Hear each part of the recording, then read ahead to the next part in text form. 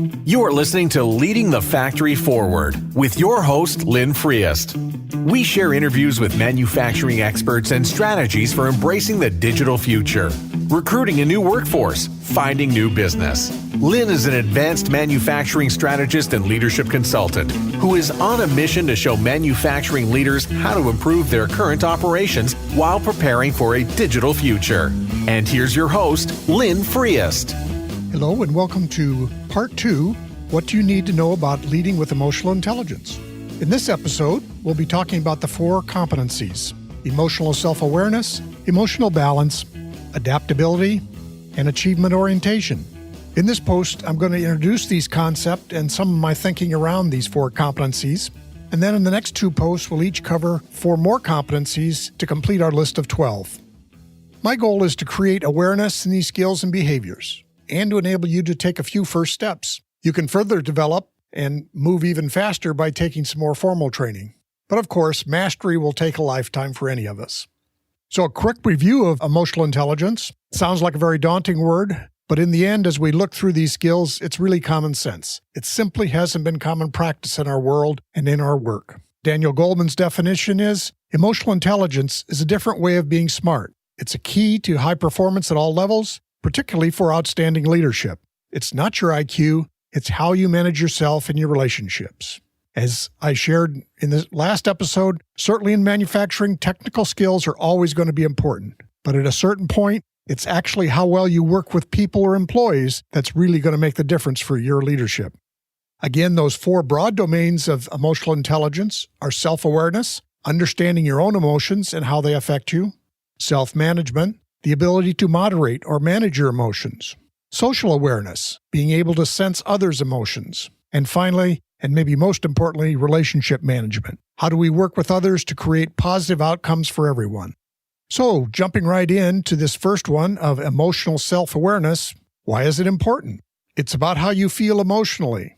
It's about how your body is reacting, how you are thinking in the moment. It's a way that you can figuratively hold up a mirror and see yourself as others might be seeing you. Then there's the idea of habits. Much of what we do is governed by habits that we have acquired over time. That's not a bad thing. It's very effective in life. But some of our habits may not be useful or serving us well in today's world. Just as an example for how a habit can affect us. What is the habitual difference in how you respond when your child spills milk at the table versus when a guest spills milk? I bet you have 2 different responses to that, or at least gut reactions. So again, it's hard for us to really see ourselves as we are appearing to others.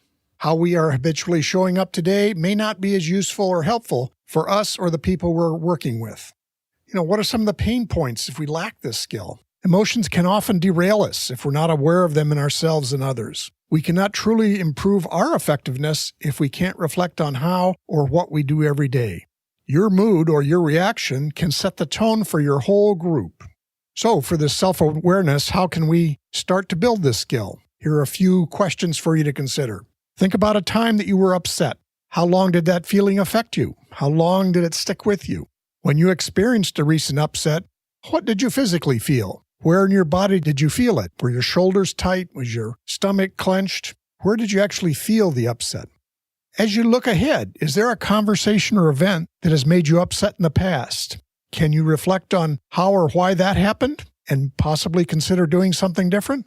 So again, just some ideas, and we'll keep reviewing other possible questions as we go through the other competencies. Then quickly looking at emotional balance or self-control. We always will and should experience emotions, but we can learn to manage how they affect our reactions and our actions with others.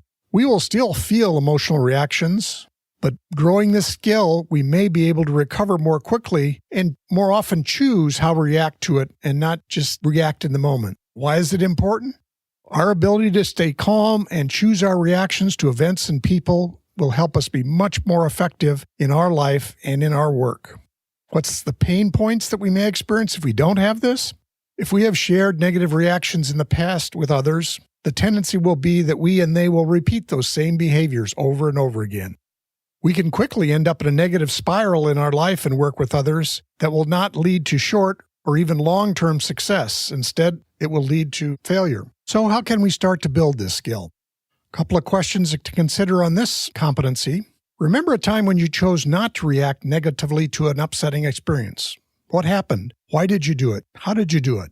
Are those things you could consider as you face a similar experience in the future? Think of someone you know who seems to remain calm, even during upsetting events. Possibly even talked with them about how do they manage that? How do they make that happen? That while others are upset, they can remain calm.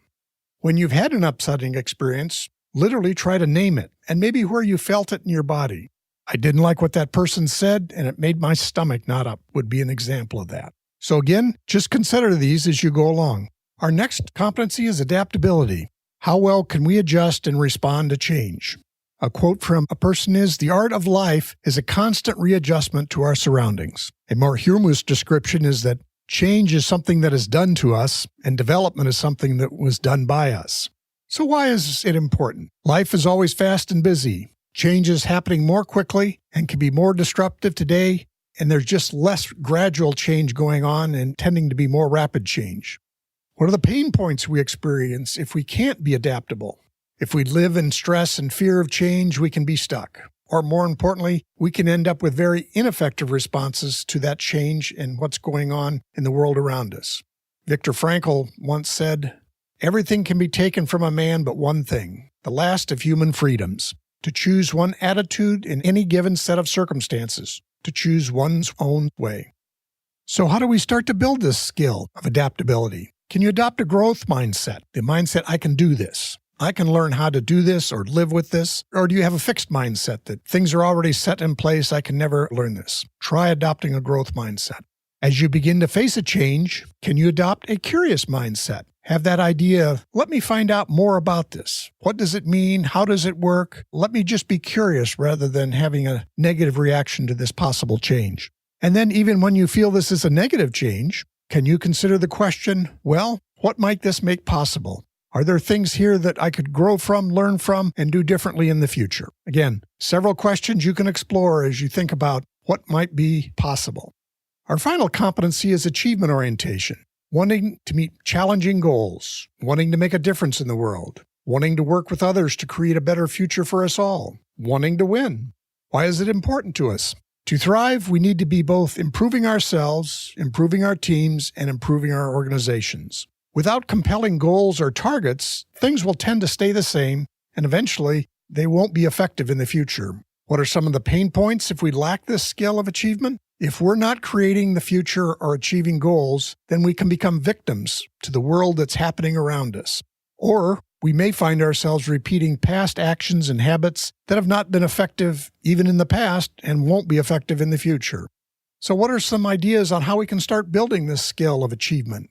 Think back on your goals. Do they have measures or milestones that demonstrate progress for yourself and others? How do you feel about the process or path for achieving your goals? Is the work itself compelling enough to keep you moving forward? Can you make progress even in the face of a goal that may be difficult to achieve or take time to achieve? And finally, there's a downside of being only focused on personal goals. You have to consider the others that you work with. Do you have both a me and a we mindset around goal achievement? Are you helping others succeed as well as helping yourself succeed? Again, these are questions you can consider as we think about this idea of achievement.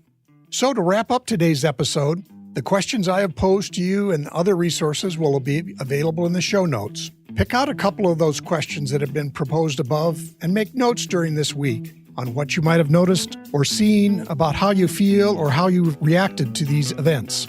To change your impact in life, you just need to pay attention to different things than you may have noticed in the past. So again, thank you for listening to this episode. It was part 2 of emotional intelligence competencies and how they impact you. We'll proceed on our next episode with the next 4 competencies. Thank you.